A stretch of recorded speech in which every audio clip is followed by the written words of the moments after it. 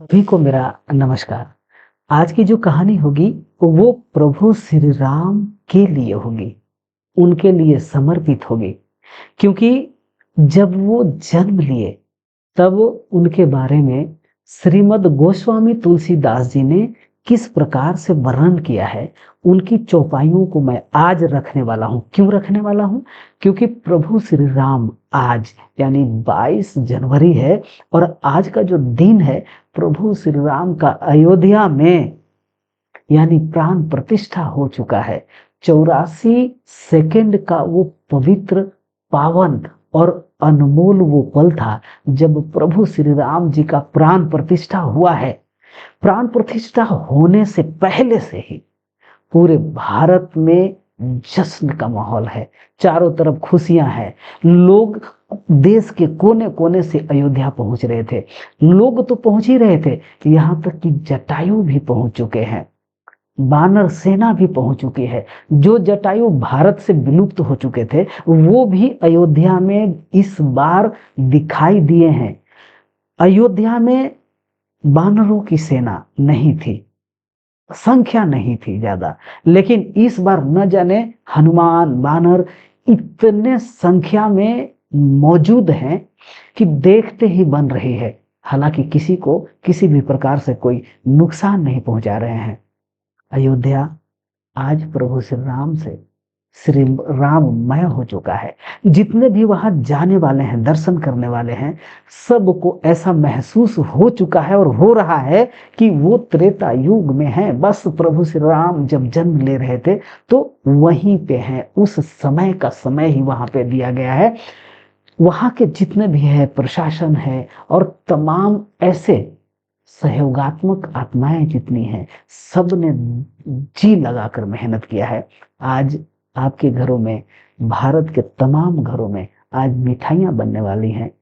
चारों तरफ माहौल खुशनुमा है, खुशियों का माहौल है। देश ही नहीं, समस्त संसार जनमानस के लिए आज का एक ऐतिहासिक दिन रहा है। श्रीमद् गोस्वामी तुलसीदास जी जब रामायण की रचना कर रहे थे तो रामायण की रचना करने से पहले उन्होंने जो क्षमा याचनाएं मांगी है, आज मैं उन्हीं के चौपाइयों के माध्यम से मैं भी क्षमा याचना मांग रहा हूं। क्योंकि मेरी इतनी औकात ही नहीं है कि मैं प्रभु श्री राम का गुणगान कर सकूं। जब तक उनकी कृपा नहीं होती तब तक यह संभव ही नहीं होगा कि जबान पे प्रभु श्री राम का नाम भी याद या आ पाए। दोस्तों, चौपाई तक चलने से पहले मैं रामायण श्री को एक बार माथे से लगाना चाहूंगा और श्रीमद् गोस्वामी तुलसीदास जी ने जो क्षमा याचना मांगा है अपने चौपाइयों के माध्यम से, वो मैं आपके सामने रखना चाहूंगा। और इसी चौपाई के माध्यम से मैं भी आपसे क्षमा याचना मांग रहा हूं और मांगने का प्रयास करूंगा। वो कहते हैं वो कहते हैं कि देव दनुज नर नाग खग प्रेत पीतंबर गंधर्व, पेत पितर गंधर्व बंदौ कीनर रजनीचर कृपा करहु अब सर्व। देवता, दानव, नर, नाग, पक्षी, प्रेत, पितर, गंधर्व, किन्नर तथा राक्षस, इन तमाम लोगों का, तमाम जीवों का हम वंदना करते हैं। सब लोग हम पर कृपा करें, ऐसा गोस्वामी जी ने इस चौपाई के माध्यम से उन्होंने कहा है। आगे वो कहते हैं कि आकर 4,84,000 जाति जीव जल थल नभवासी, सिए राम मैं सब जग जानी, करऊं प्रणाम जोरी जुग पानी। इस प्रकार जो 4 प्रकार यानी जरायुज, अंडज, स्वेदज, उदित के कुल 84 लाख जीव जल, थल और आकाश में रहते हैं, मैं उनसे भरे हुए इस सारे संसार को सीता राममय जान दोनों हाथ जोड़कर प्रणाम करता हूं। यानी गोस्वामी तुलसीदास जी ने ऐसा कोई जगह, ऐसा कोई कोना, ऐसे जीव किसी को भी उन्होंने नहीं छोड़ा। यानी सबसे उन्होंने क्षमा याचना की है कि मैं जो काम करने जा रहा हूं वो बहुत बड़ा काम है। मेरी हैसियत नहीं, मेरी औकात नहीं कि मैं जिनके बारे में कुछ पंक्ति लिखने जा रहा हूं, जो रचना मैं करने जा रहा हूं, वो मेरे औकात के बस का बात नहीं है। अगर कोई गलती हो जाए तो आप तमाम लोग हमें माफ करें। आगे एक दो पंक्तियां और हैं जो मैं आपको कहना चाहूंगा, सुनाना चाहूंगा कि करन जानी कृपा कर किंकर मोहु, सब मिली करहु छाड़ छल छोहु। निज बुद्धि बल भरोस मोहि नाहि, ताते विनय करहु सब पाहि। मुझको सब लोग अपना दास जानकर, छल छोड़कर और एक साथ मिलकर मेरे ऊपर कृपा कीजिएगा, क्योंकि मुझे अपनी बुद्धि के बल का कुछ भी भरोसा नहीं है। इसी से आप सब लोगों से विनय करता हूं। यानी मेरी जो बुद्धि है उसका बल जो है उसके ऊपर मेरा कोई भरोसा नहीं है, लेकिन फिर भी जो मैं कहने जा रहा हूं, करने जा रहा हूं, वो अपने आप में बहुत बड़ा है। अगर कोई गलती हो जाए तो आप हमें क्षमा कर दीजिएगा। आगे कहते हैं, करन चहु रघुपति गुण गाहा, लघुमति मोरी चरित अवगाहा। सूझन एक अंग उपाऊं, मन मति रंक मनोरथ राऊं। आगे कहते हैं कि मैं श्री रामचंद्र जी के गुणों की गाथा करना चाहता हूं, अर्थात रामायण लिखना चाहता हूं। जब वो शुरुआत कर रहे थे और शुरुआत करने से पहले उन्होंने जो लिखा हुआ है, जबकि उन्होंने सोचा था, और इस प्रकार से तुलसीदास जी ने क्षमा याचना किया है कि मेरी बुद्धि छोटी है, मेरी बुद्धि जो है वो छोटी है, और श्री रामचंद्र जी का जो चरित्र है वो अति अथाह है। इससे मुझे कोई अंग और उपाय नहीं सूझता। अर्थात काव्य के अनेक अंग हैं, काव्य तो थोड़ा सा तो है नहीं, अनेक अंग है जिसमें मुझे एक का भी ज्ञान नहीं है। इतने काव्य पढ़े हैं, अनेकों अंग हैं, लेकिन काव्यों का जो अंग है उसके एक अंग का भी मेरे पास ज्ञान नहीं है। फिर भी मैं श्री रामचंद्र जी का वर्णन करना चाहता हूँ, रामायण लिखना चाहता हूँ, क्योंकि मेरी बुद्धि तो महादरिद्र है। मेरी बुद्धि कैसी है? तो एकदम से भिखारी है, दरिद्र है। और मनोरथ कैसा है? तो मनोरथ तो राजा के जैसा है। आगे वो कहते हैं कि मति अति नीच ऊंची रुचि आछी, चाहिए अमीय जग जुरई न छाछी। छमी हहि सजन मोरी ढिठाई, सुन हहि बाल वचन मन लाई। मेरी बुद्धि तो अत्यंत नीच है, इच्छा बहुत बड़ी है। इच्छा तो अमृत की है, लेकिन यहाँ तो माठा, छाछ भी नहीं जुड़ता है, यानी मेरे लिए छाछ भी नहीं है। लेकिन इच्छा मेरी कैसी है? तो इच्छा तो अमृत की मैं रखता हूं। आगे कहते हैं कि इस कारण सज्जन पुरुष मेरी इस धृष्टा को, क्योंकि आप तो सज्जन पुरुष है, आप मेरी जो धृष्टा, मैं जो धृष्टा कर रहा हूं, ये हिम्मत कर रहा हूं कि प्रभु श्री राम के बारे में कुछ लिख पाऊं, तो मेरी धृष्टा को आप माफ करेंगे। और कैसे माफ करेंगे? तो जिस प्रकार से आप अपने बालक की गलतियों को माफ कर देते हैं, उस प्रकार से आप माफ करेंगे। और मेरी बातों को किस प्रकार से सुनेंगे? तो जिस प्रकार से आप अपने बालक की तोतली बातों को ध्यान से सुनते हैं, आप ऐसा ही समझ लीजिएगा कि मैं भी इसी तोतली भाषा में लिखने जा रहा हूं और प्रभु श्री राम के गुणों को यहाँ पे अपने बानी में उकेरने जा रहा हूं, लिखने जा रहा हूं। दोस्तों, इसी चौपाई के माध्यम से मैं भी आपसे क्षमा प्रार्थी हूं। मैं भी नीच हूं, मैं भी छोटा हूं, मेरी भी बुद्धि नहीं। लेकिन आज 22 तारीख को प्रभु श्री राम के प्राण प्रतिष्ठा के शुभ अवसर पे मैं आपको ये बताने जा रहा हूं कि तुलसीदास जी ने उस समय अयोध्या का वर्णन कैसे किया, किस प्रकार से वर्णन किया। तो चलिए, आगे बढ़ने से पहले पुनः एक बार मैं आपसे क्षमा प्रार्थी हूं। कहते हैं कि जब प्रभु का जन्म हो चुका, तो प्रभु जब अवतरित हो गए, जन्म जब वो ले चुके, तो उस समय ये कहते हैं कि गृह गृह बाज बधाव, शुभ प्रगटे सुषमाकंद, हरसवंत सब जहाँ तहाँ, नगर नारी नर वृंद। इस प्रकार समस्त सुखों की खान भगवान के प्रकट होते ही घर घर में मांगलिक बाजे बजने लगे, नगर के स्त्री पुरुषों का समूह जहां तहां आनंद मनाने लगा। जब प्रभु का जन्म हो चुका, तो नर नारी पूरी अयोध्या में ऐसा जश्न मनने लगा। नारी और नर इतने खुश थे, इतने खुश थे, जिस प्रकार से आज खुश हैं प्रभु के प्राण प्रतिष्ठा से। अयोध्या में खुशियों की लहर है, पूरे भारत में खुशियों की लहर है, देश ही नहीं समस्त संसार में खुशियों की लहर है। और आज जो खुशियां आप महसूस कर रहे हैं, जिस प्रकार का दिन आज है, उसी प्रकार से वर्णन तुलसीदास जी ने आगे किया हुआ है कि जब प्रभु आ ही चुके हैं, तो किस प्रकार से किसी का जो पैर है एक जगह ठहर नहीं रहा है। कोई नारी इधर जा रही है, कोई पुरुष उधर जा रहे हैं, कोई नाच रहे हैं, कोई गा रहे हैं, कोई बजा रहे हैं, कोई झूम रहे हैं। और कैसे झूम रहे हैं वो आगे वो वर्णन कहते हैं।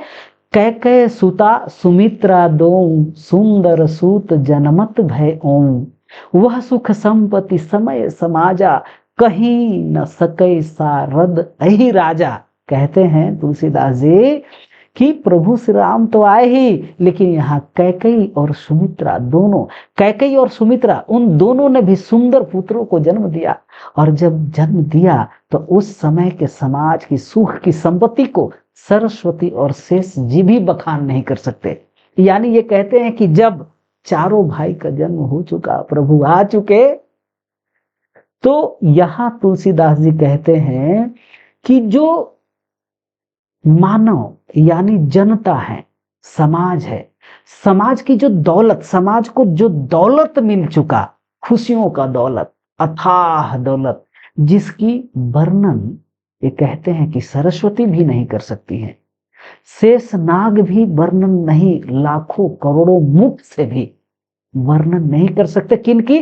प्रभु की नहीं, वहां अयोध्या वासियों की, भारतवासियों की खुशियां जो है, जो दौलत मिल गई प्रभु श्री राम के रूप में, वो खुशियों का जो बखान है साक्षात शेषनाग और सरस्वती भी नहीं कर सकते। आगे चलते हैं, आगे की चौपाई पे। आगे कहते हैं कि अवधपुरी सोहही यही भांति, प्रभु ही मिलन आई जनु राती, देखी भानु जनु मन सकुचानी, तदपि बनी संध्या अनुमानी। कहते हैं कि अयोध्या में प्रभु के जन्मोत्सव के समय अयोध्या में जो गुलाल अबीर उड़ी, इतने गुलाल और अबीर उस समय उड़ाए गए थे कि गुलाल और अबीर उड़ने की वजह से ऐसा लग रहा था कि पूरा अयोध्या में रात्रि खुद चल करके भाग लेने आ गई है। दिन में भी अंधेरा हो चुका है, शाम हो चुका है, क्योंकि गुलाल की जो लालिमा है वो ले लिया गया, रात की जो चांदनी है वो मिल गया, और मिल करके शाम में तब्दील हो गया पूरा अयोध्या। दिन में ही, दोपहर में भी ऐसा लग रहा था कि पूरा का पूरा अब शाम की छटा आ गई, रात भी देखने आ गई है प्रभु को। ऐसा ये वर्णन करते हैं। कहते हैं कि शोभा देखने जैसी थी, रात्रि आई है, पर आगे सूर्य को देखकर मानो मन में सकुचाकर संध्या रूप बन गई है। सूर्य भी तो वहां पे थे दर्शन करने के लिए, सूर्य भी वहां पे है दर्शन करने के लिए। रात्रि जब आई तो सूर्य को देखकर सकुच आ गई और संध्या का रूप ले ली। इतने गुलाल और अबीर वहां पे उड़ाए गए थे, इतनी ढेर सारी खुशियां थी। जिस प्रकार से आज हम और आप तमाम लोगों ने दर्शन किया है, जैसा महसूस किया है, और वहां का जो अयोध्या जो नगरी है जिस प्रकार से सजाया गया है, जिस प्रकार का टच दिया गया है, ऐसा लगता है कि साक्षात जो दर्शन है त्रेता युग का हो रहा है। आगे की जो पंक्ति है वो कहते हैं, अगर धूप बहुजनी अंधियारी, उड़ई अबीर मनहु अरुनारे, मंदिर मणि समूह जनु तारा, नृप गृह कलश सो इंदु उदारा। नगर के भीतर जो और धूप, अगरबत्ती और धूप जल रही है। सुनने में आया है अयोध्या में 108 फीट की अगरबत्ती पहुंची है वडोदरा गुजरात से। दोस्तों, कहते हैं कि नगर के भीतर जो अगर और धूप जल रही थी वही तो मानो गाढ़ा अंधकार था, और जो अबीर उड़ती थी वही उसमें लाली थी। मंदिर में जो अनेक प्रकार के रत्न थे वही मानो तारागण थे, और राजभवन पर जो कलश जला था वही मानो उदार चंद्रमा था। इस प्रकार का वर्णन उस समय तुलसीदास जी ने अपनी पंक्तियों में किया है। कहते हैं, अगला पंक्ति यह है कि भवन वेद धुनि अति मृदु बानी, जनु खग मुखर समय जनुसानी, कौतुक देखी पतंग भुलाना, एक मास ते जात न जाना। कह रहे हैं कि घरों में ब्राह्मण जो अत्यंत मीठी बानी से वेद ध्वनि कर रहे थे, वेद पढ़ रहे थे ब्राह्मण अपने अपने घरों में, मंदिरों में, सब जगहों पे। तो कैसे पढ़ रहे थे? तो ऐसी ध्वनि आ रही थी अमृत के जैसा, ऐसी ध्वनि आ रही थी कि जैसे पक्षी दिन भर अपना खाना चर कर शाम को जब घोंसला पर आते हैं और जैसे चहचहाते हैं, वो वैसे चहचहाने की, यानी पूरी तृप्ति अमृत के जैसा जैसी आवाज आती है, वैसे वहां पे वेदों की वेद बोली जा रही थी, ध्वनि का उच्चारण हो रहा था। और ऐसे आवाज सुनकर मानो संध्या समय पक्षी सुखमय रस भरी वाणी बोल रहे थे, उसे देखकर सूर्य भी मोहित हो गए। अब सूर्य जब देखे तो मोहित हो गए। ऐसी वाणी, ऐसा वेद का उच्चारण उस दिन जब प्रभु श्री राम आए हैं, सूर्य जब देखे तो मोहित हो जाते हैं। और जब मोहित हो जाते हैं तो उनका मन अब इधर उधर जाने का करता नहीं है। वो सोचते हैं कि बस अब रुक ही जाते हैं, यहाँ ठहर ही जाते हैं। और ठहरना भी है तो थोड़े पल के लिए थोड़ी ठहरना है। वो कहते हैं, आगे जो वर्णन है उसमें रखते हैं कि जिसे वे अपनी गति को भूलकर 1 महीने तक वहीं स्थिर रह जाते हैं। सूर्य भूल जाते हैं वहां का वेद मंत्र का जो, और वहां की जो सुंदरता, वहां की खुशियां देखकर अयोध्या नगरी की, सूर्य भूल जाते हैं और ठहर जाते हैं 1 महीने तक। आगे चौपाई में तुलसीदास जी वर्णन करते हैं कि मास दिवस कर दिवस भा, मरम न जाने कोई, रथ समेत रवि था केऊ, निशा कवन विधि होई। कहते हैं 1 महीने का दिन हुआ। एक दिन जो हुआ, कितने दिन का हुआ? तो 1 महीने का दिन हो गया। इसका भेद किसी ने जान नहीं पाया। सूर्य नारायण अपने रथ के साथ वहां रुक गए। तब रात्रि किस प्रकार हो भाई? अब रुक तो गए हैं 1 महीने के लिए, अब रात हो तो हो कैसे? तो आगे की जो पंक्ति में है, तुलसीदास जी ने कहा है वो ये है कि यह रहस्य काहू नहीं जाना, दिन मन चले करत गुण गाना, देखी महोत्सव सुर मुनि नागा, चले भवन बर नत निज भागा। इस रहस्यमय बात की किसी को खबर नहीं पड़ी। भगवान के गुण गाते हुए सूर्य नारायण भी वहां से चले गए। प्रभु के जन्म महोत्सव को देखकर सब देवता, मुनि और नाग प्रसन्न हो अपने अपने भाग्य को सराहते हुए घर को चल दिए। आज का जो दिन है वो हमारे लिए वही दिन है। जिस प्रकार का माहौल है पूरे भारत में, जिस प्रकार का माहौल है अयोध्या में, जिस प्रकार का सूर्य भगवान, इतने ठंडे का जो मौसम था वो दिखाई नहीं दे रहे थे, ऐसा लग रहा है वो भी ठहर गए हैं और वो भी प्राण प्रतिष्ठा में भाग ले चुके हैं। और इतनी अच्छे दिन उन्होंने बनाया हुआ है, इतना अच्छा ऐसा लग रहा है, ऐसा प्रतीत हो रहा है कि वो ठहरे हुए हैं। ठंडी से थोड़ी सी राहत भी उन्होंने दे दी है, यानी इसका मतलब ये होता है कि वो भी ठहर चुके हैं। चारों तरफ खुशियां ही खुशियां हैं। आप तमाम ही नहीं, पूरे भारतवासी नहीं, पूरे संसारवासी जितने भी जीव मात्र हैं, जितने भी इंसान मात्र हैं, सारे जीव मात्रों में सुख, शांति, समृद्धि का विकास हो। और प्रभु श्री राम आ चुके हैं, उनका जश्न मनाना है, आनंद मनाना है और आनंद में हो जाना है। सरल हृदय रखनी है, एक दूसरे से भाईचारा रखनी है, गले मिलना है, शांति ही शांति, शांति ही शांति, बस शांति का संदेश और शांति के लिए ही जीना है। बस आज की कहानी में बस इतना ही। कोई त्रुटि हो गई तो हमें माफ करेंगे, क्षमा करेंगे। जय हिंद, जय भारत।